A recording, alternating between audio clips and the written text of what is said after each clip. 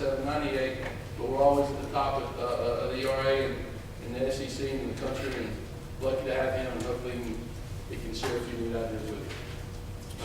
All right, thanks guys. We definitely do appreciate coming over and speaking anytime we've come to this group. I know it's been a few years now since we've come as a staff, but we've been here a few times, and I usually say some of the same things in terms of what we talk about in our program as far as the pitching goes, and that we don't really have any secrets. There's not a series of drills. There's not necessarily one theory that we go by. It's an ever-changing kind of, I don't even like to use the word system, but it's kind of an ever-changing, evolving process with whoever comes in that year. That's a returning guy. He's a brand new guy. He's a year older. He's more experienced.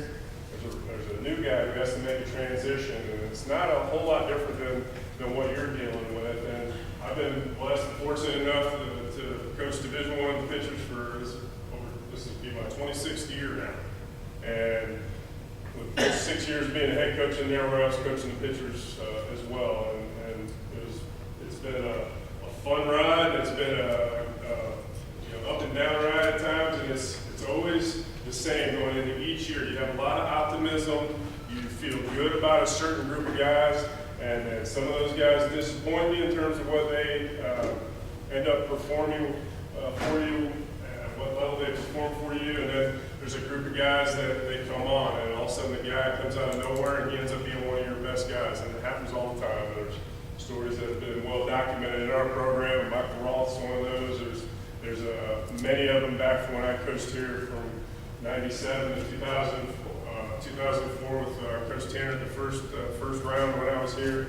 And that's usually how it works. And the developmental part is a big part of what we do, but if we try to bring guys in our situation where we're recruiting, so we're going to hopefully have 16 pitchers on our staff. 12 of those were looked at really hard. We recruited them real hard, and maybe another 4 of those guys at some given point in time are guys we thought were developmental guys, and they have a chance that maybe they weren't recruited. Something I liked about him, he had a good changeup. His velocity was below average. His mechanics were good, but he had a good changeup, and he really looked like he competed. Things didn't bother him, and so we get that guy who's that tweener as well. And some of those guys end up being our best guys. And that highly recruited guy, the guy we had to work the hardest to get, the guy that drew the hardest coming in. All those things. Some of those guys are a good percentage. Those are some of the ones that underachieve a little bit. So the process is, for me, it's. We have 16 guys coming into this year. There's 16 different game plans with those guys. Yeah, there's a framework that applies to all of them, and it's probably not a whole lot different than whatever framework you have for your pitchers or your hitters or your offensive approach or what you preach and teach defensively. But over the years, it's been less cookie cutter. It never really was for me a cookie cutter approach. But it's been less cookie cutter and finding out what makes each guy tick. Number one, how he needs to be coached.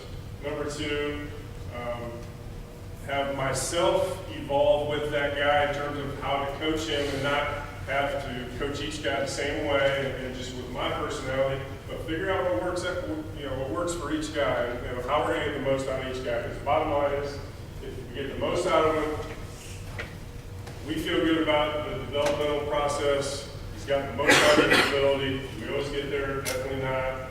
But it gives us the best chance to be what we're looking for as a team. And pitchers are a big part of the team as the hitters are. Our catchers and pitchers work together. It's not a separate entity like it is in some programs where your pitchers are kind of a separate team. They're not always integrated in what you do. A big part of what we do is when we're doing the team defensive drills, we're trying to get pitchers to handle the ball as much as possible. And all the plays that we do, we're trying to make sure that that's a daily process of how we're going about things and what we do in all of our team segments that we have each day in practice as well. So, yeah, we have a basic mechanic, set of mechanics that we're looking for in terms of a guy's delivery. And it usually has to do with for me, keeping this balance with, not necessarily balance throughout its delivery, but balance in the beginning, balance in the middle, and balance at the end. And when I say that, I'm talking more about the direction and the chance to stay on a linear path and keep my head quiet and have less side-to-side movement in the delivery. But there's different arm actions. There's different points where guys break their hands. There's different lead arm actions. There's certain things that we try to tweak and change with some guys. But we get guys that are talented and have some ability, and so we don't try to change them to all look the same like you might see some programs do. But I know as far as developmental drills and some of the things, a lot of you are better at that than anything that we do, because you have to take with what you got. You can't recruit guys, so you really have to get that guy who can throw strikes, or that guy who has some arm strength to really maybe make some changes with him and work harder with him to get him to the point where he's consistent. I'm getting guys that at least have some, we are as a program having a pretty high level of consistency, or we wouldn't have recruited them. So I get a head start on a lot of what you guys get to work with each year because of the recruiting process, obviously. But at the same time, the competitive edge and the competitive arena that we work in, where everybody's pretty good. In our league, there's nobody that's not any good. Might have some people with some up or down years a little bit, but you can't. Nobody sneaks up on anybody, and it's highly competitive. So we have to be able to separate ourselves, not only by our ability to execute pitches or to tweak our breaking ball to get a little better bite, or to be better with our changeup and fastball command is where it all starts. But all the things that we talk about, we just have to be better than everyone else. We have to be more consistent. We don't have to throw harder. I very rarely talk about velocity. As much as velocity gets talked about, yeah, I want velocity. And we have 18 or 19 pitchers in our program right now. We actually have 20. We'll have a couple guys that will redshirt, a couple guys that won't make our 35-man roster, so they'll be in kind of a redshirt developmental year for them, where every SEC program will probably have 5 or 6 of those. We'll have 2 or 3 pitchers that way, and we'll probably have 16 on our active roster. Well, we have 18 of those guys in our program right now have touched 90 at one point or another. They've thrown a 90-mile-an-hour fastball. 2 of our best guys have not done that, and they might pitch more than anyone or have more appearances if we end up using them out of the bullpen. Josh Reagan from Lexington and Reed Scott, a little bit of a funky arm angle righty. And those guys can pitch, and they can locate, and they can pitch in traffic. Guys on base don't bother them, counts don't bother them, bad calls don't bother them. And they're 2 of my favorite guys, and they have 2 of the lesser arms in terms of velocity on our staff. But we have a lot of guys that can touch 90, or they're 88, 90, touching 91, 92. We have a lot, I shouldn't say a lot, but we have 3 or 4 guys that they can't sniff pitching over some of the guys that are sitting 87 to 89, touching 90 here or there. And so it's not all about the velocity, it's about the fastball command, it's about movement, it's changing speeds, it's competing, it's not letting anything bother you, because there's going to be plenty of chaos in a lot of games, whether we're the favorite team or we're the underdog or it's head-to-head in our league like it is week in, week out. There's going to be a lot of things that are going to bother other people. We got to work on the mental side of it to at least hide it. We got to fake it until we can get back on track, and we're not on track. And we can't let anything bother us from a makeup, body language, any kind of negative reaction on the mound, and that's probably one of the things that I harp on the most. All right, I'm going to kind of go back and forth a little bit of that. I'm necessarily going to talk about pitching mechanics, because like I said, if I have 16 guys, there's things I talk about with all of them, but there's a set of things with each of those 16 guys that I talk about individually. So, and then next year it'll be the same thing. We have 15 to 16 pitchers, and half of them returning and half of them new, and it'll be the same case. But we like to try to talk about extension, talk about staying healthy by what we're trying to do mechanically, by letting our lead arm on our front side absorb a lot of the deceleration and some of the things that we do mechanically there. backside, keeping their head on the line. Probably the thing I watch the most in our guys' delivery is the position of their head at the different phases of the delivery, whether it's in the initial phases of the windup, or it's at hand brake point, or at stride foot landing or stride foot planting, which is kind of two different clicks in there if you got them on video, and then where they are on their finish. And if their head's quiet, they usually can mechanically do some things and develop a little bit quicker than the guy that has some inconsistent movements with their head. So we watch our head a lot. Obviously, you can have a perfect head through those phases of the delivery and still be off with your timing and how it syncs with your upper and lower half. So, but we don't talk a lot about velocity. I love velocity. I want every one of our guys to throw it as hard as possible, but within the ability to locate their pitches and change speeds and to be able to allow themselves to have a chance to pitch in the counts that they need to be in. And there's so much talk about velocity and doing things that make spikes in your velocity. We're going to work hard to try to stay healthy. We're going to try to do the right things. I've got some of the weight training that is an example of one of the phases of the year where we do our weight training, some of the things that we do in there. And we're going to try to recover well, and we're going to try to be smart about how guys are used. And I'm going to communicate with them.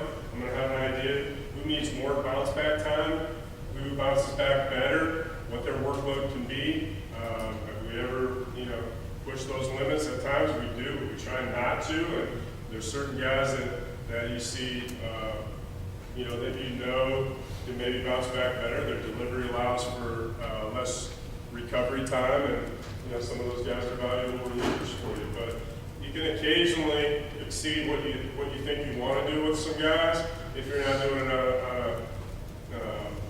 a consistent basis where you're pushing guys week in, week out. We play 14 regular season weeks, and one of the things that I talk about a lot is when Michael Roth was here, played 14 regular season games. This is junior and senior year, 14 regular season games. He started opening day, opening Friday night, all year long, regular season. Got to postseason, went all the way, went to the championship game 2 years in a row. And 2 years in a row, junior and senior year, that ended up being 20 starts. 14 in the regular season, 6 in the postseason. Can't do any more than that without pitching 2 starts in a week, and he didn't do that. He pitched once a week, pitched every Friday, and then however it was laid out in the time frame when we got to Omaha.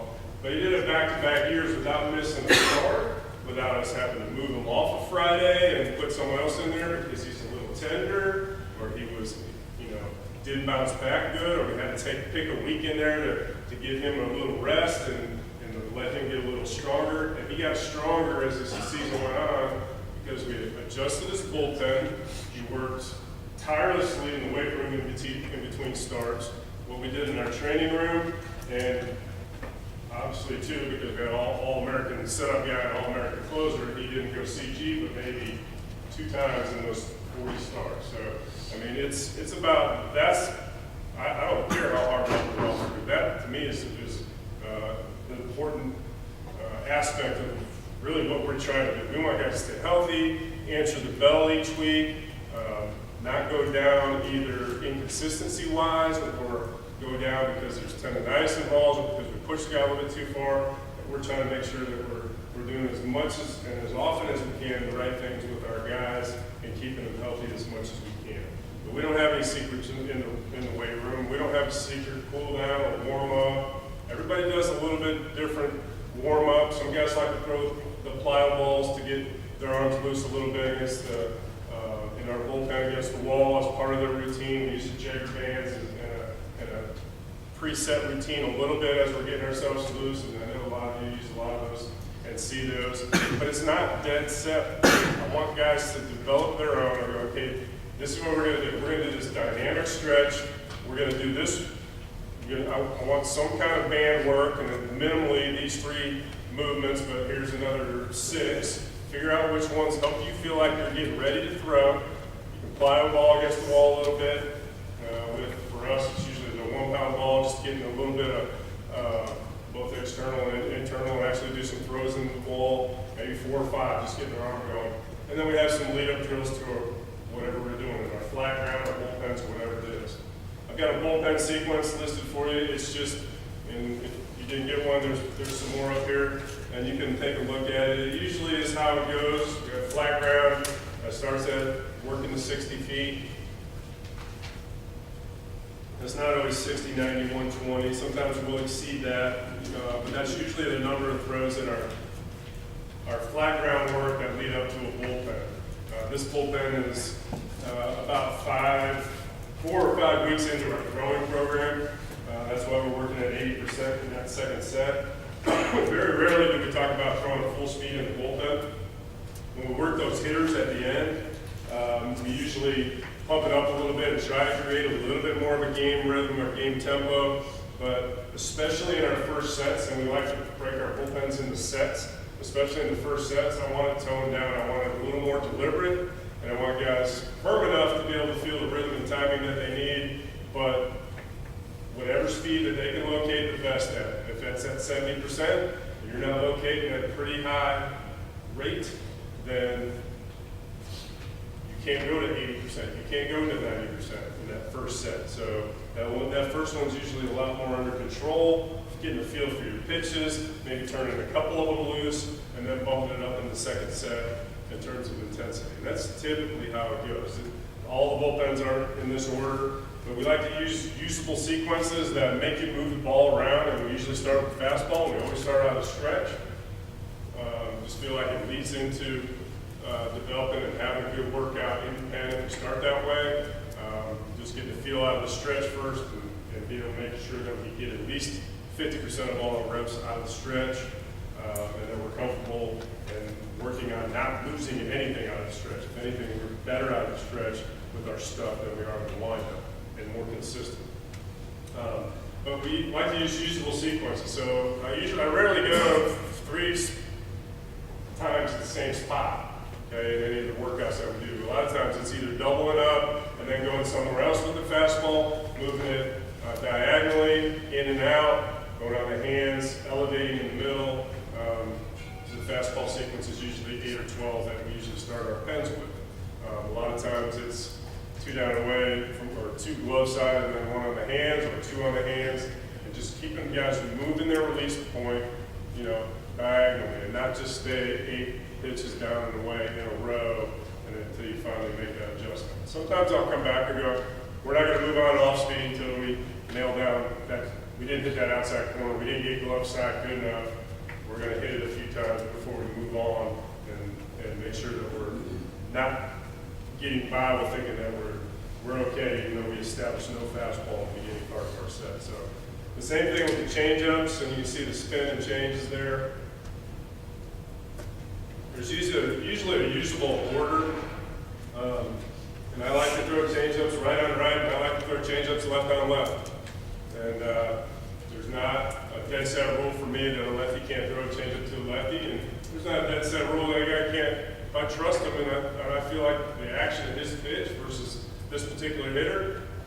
I almost used to never do this, but throwing change-ups in is a possibility for some guys now. And I'm kind of just trying to stay open-minded to some of the sequences that we use, and understand that, if my lefty's best pitch, his best secondary pitch is his changeup, I'm not going to eliminate it or let that left-handed hitter eliminate it, because the old school rule sometimes said that lefties can't locate that. They make too many mistakes because they got arm side run and it runs back.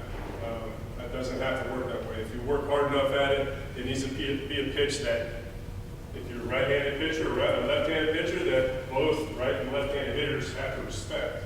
And I'm huge on the changeup. We throw more changeups in the fall. I can't imagine there's any other programs that throw more changeups in the fall live to hitters, because it's usually coming out of high school, or even the JUCO kids that we get. It's usually the least developed pitch, the least confidence secondary pitch that a guy throws. And it's probably going to be the most important and difference maker for that guy, whether or not he's going to be a 2-pitch guy who can only go 1 time through the order if he's a reliever, or a starter who, when he hits that point in any contest, that he's got to be able to throw something besides his fastball and whatever spin he has. He throws both curve and slider, and be able to make that guy respect that changeup speed in a good spot with good action. So we work really hard on throwing, developing our secondary pitch. We want our best secondary pitch to be a changeup. It's going to be located better than the slider, the curveball. We can throw it more effectively, more efficiently, more safely probably as the reps go on throughout an outing. And that's righties and lefties. But not every guy fits that bill for us, and some guys will always have their slider or their breaking ball be their best secondary pitch. But we want to work as hard as we can to have them at least have that changeup as a pitch that's got to be respected and counted on, and if they're guessing, they have to add it into percentages of pitches that could be thrown to them if they're a guess hitter. Okay? Just trying to talk about a little bit more about what we do in the pens. We chart them sometimes, but we make our catchers get involved with calling balls and strikes when we're working those hitters.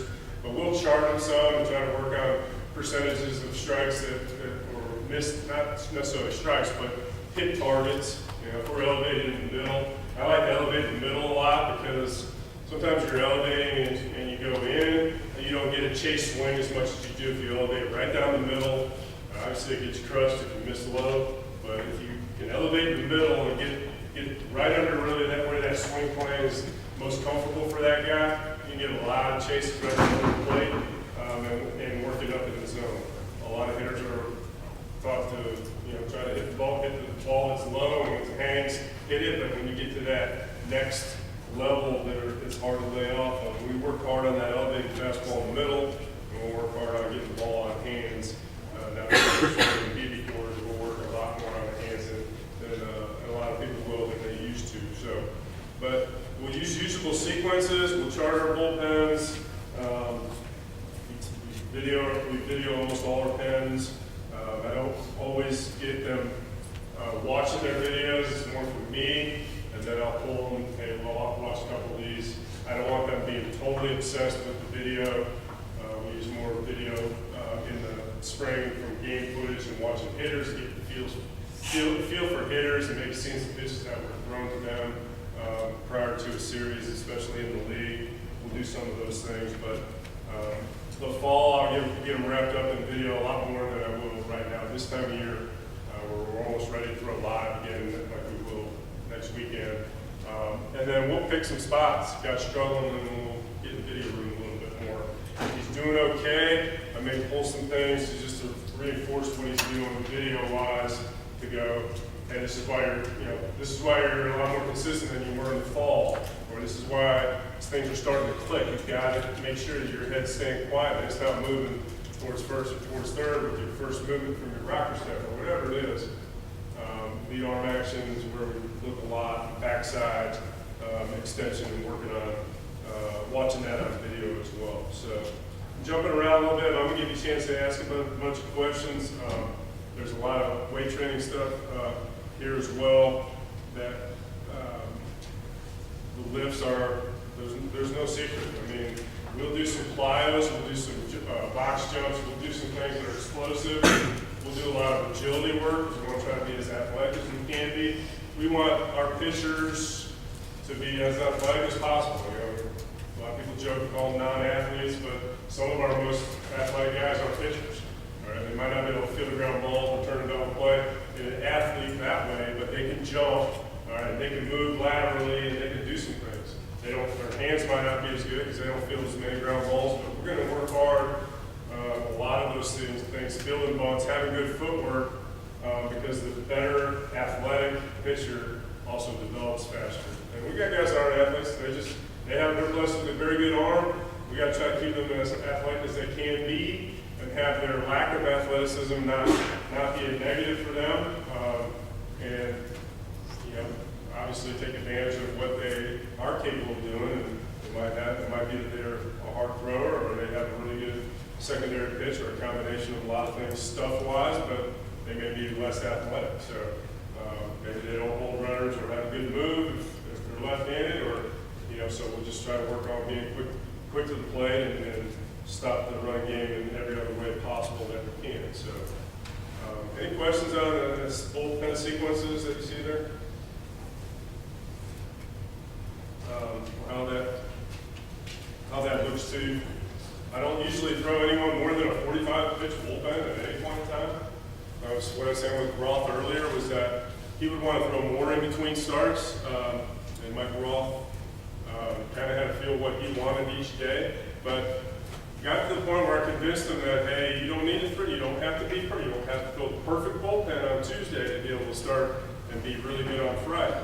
And we're going to get to that point when we're about 8 or 9 starts in, and we're past that halfway point of the regular season, where the less you throw and can get a feel for your pitches is going to be the most beneficial for you, so you don't hit that wall, or you don't get a little stagnant, or you don't get to that point where you don't have that energy when you get to pitch, 60 through 85 or whatever it is in an outing.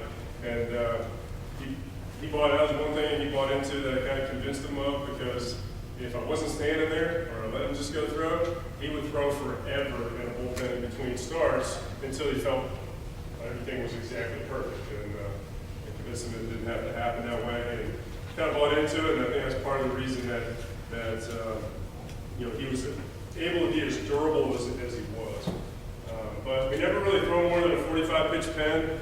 A lot of times we'll break it into some sets. When I'm trying to expand some pitch counts when we get closer to our season, we may push a bullpen or two a little bit longer. Sometimes we'll go a live outing and maybe throw 45, but I want to get him to feel like he threw 65 or 70. He'll go back down to the pen, and maybe not at full speed, but maybe I won't have him throw any more breaking balls, but another 30 pitches or whatever we need to get down there with good fastball command and changing some speeds in there. So, or maybe we didn't work enough out of the stretch of that outing, so I'll have them go back down to the pen and get some more, so we can kind of dictate their pitch counts leading into the season. And again, there's not an exact pitch count for every single guy. Everybody's different. There's a framework and there's guidelines, but it's how guys bounce back. Some guys always need that extra day. Some guys feel great out of the bullpen and can go 30 pitches 2 days in a row and still feel great. You got to figure out what that routine needs to be with your frequently used relievers as well. But throwing in sets, I think, is important. If I'm going to throw 45, instead of throwing them all 45 in a row, sometimes even break them into 3 sets of 15, maybe 2 or 3 warm-ups in between, depending on the time of breaking up in between. But usually a 40 to 45 pitch pen is going to be 2 sets with about a 5-minute break in between. And with that, you're assessing what happened in that first set. You're getting yourself a chance to have it feel like an inning where you came back in, you sat down, you either got over good or bad what just happened that last inning, you're still in the game, you're using it like you're sitting on the bench, our team's hitting, we got 1 out, okay, it's time to start thinking about my outing and getting back out there again if I let myself relax for a second, which is fine. I try to encourage them to do. Come in, relax, regroup, start gearing up with 2 outs, maybe start moving around with 2 outs, and then make your warm-up pitches as productive as possible when you get out there, and don't waste any of them. So we try to do that in sets when we throw those bullpen sequences. But I like to go a lot of times, like I said, especially when we're trying to develop a changeup, we're usually doubling up changeups and then going something hard in, changeup away, hard in, changeup away, back hard away, and just a lot of useful sequences that we think we'll use with specific guys.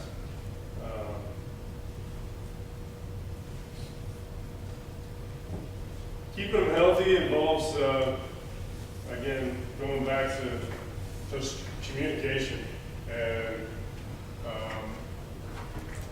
today I'm going to 12 guys in the pen, 3 different groups, 3 or 4 different groups today, and I want to know exactly where they're at. Because even though they threw over Christmas break like they needed to, and they were on a program that led them up to being ready last week whenever we started on the 11th, those bullpens they did over break, and the lifting and the running they did over break, I was pretty pleased. I feel like the quantity of work over break was done. They accomplished it, but they're not in the same routine that they're in now when they're with us. So we're doing some early morning runs. We did a few of those, and we did the weight room, which even though they lifted, they might not have done the exact same lifts that we did. So there's going to be some soreness involved. Their bullpens were probably similar to what I had them ready to do when they got back, and unless they were throwing a lot harder than what I'm letting.